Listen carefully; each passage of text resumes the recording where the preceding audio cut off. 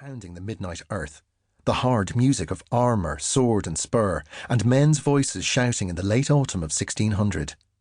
Captain Wilmot's cavalry, armed with the finest muskets Queen Elizabeth's treasury can procure, stop before the gates of Listowel Castle and by the banks of the River Feel, which flows out of the mountains in neighbouring County Limerick, meandering around Listowel on its way to the Atlantic coast nearby. The garrison refused to surrender. Above the swift water, heads fly.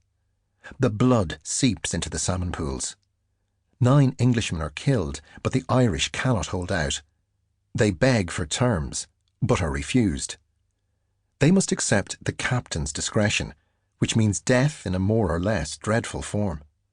Wilmot kills them by hanging, a comparative leniency by the bloody standards of the day, according to my father. After the surrender, the legs of 18 suffocating men kick to the laughter of Wilmot's men. My father reaches to his throat to mimic the act of hanging. The priest who is found with the garrison is spared, however. Not for him the breaking of joints with heavy irons, the agonizing death that is the fate of another clergyman found near Dingle. The priest has a bargain to offer. He tells Wilmot that the rebel Lord Kerry's son, but 5 years old, almost naked and besmirched with dirt, has been smuggled out of the castle by an old woman. Who better than the heir to lure the lord into surrender? The old woman and boy are found in a hollow cave and are sent to Dublin with the priest, but their fate is not recorded. My father pulls ghosts out of history every night. I know that in reality there are no riders, as the field behind my grandmother's house is unmarked when I check it the next morning. "Sure, that's your father for the stories," Hannah jokes to me when I return. My grandmother has stories too. She is part of more recent wars. If only she would tell me. She fought the English and was threatened with execution. But her stories will remain untold in her own voice. I am grown, and my father is dead, when I discover how faithfully he brought the Elizabethan past to life. In the late 16th century, the conquering English had swept their enemies before them. After capturing Listowel, they rode on into Limerick.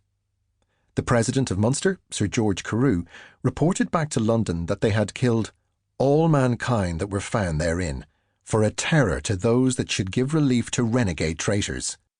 Thence we came into Arlo Woods, in County Limerick, where we did the like, not leaving behind us man, or beast, or corn, or cattle. Livestock was slain by the thousand, and corn trampled and burned. The Irish peasants were butchered or driven away, so that rebels and plotting Spaniards might make no use of them.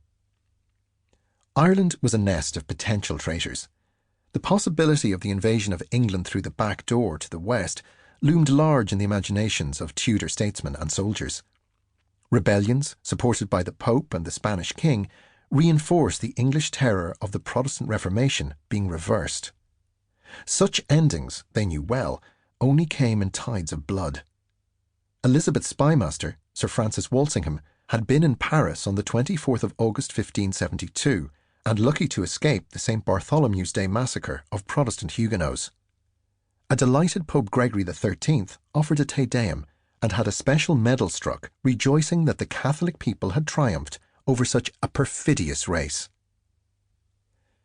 The European wars of religion brought an exterminatory savagery to Ireland. In the Munster of my ancestors, unknown thousands were killed in battle, slaughtered out of hand, and starved or killed by disease.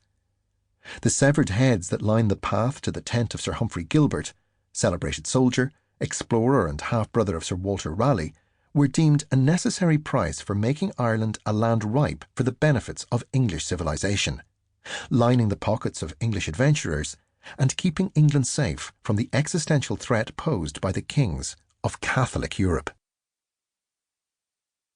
2. History began with my father's stories.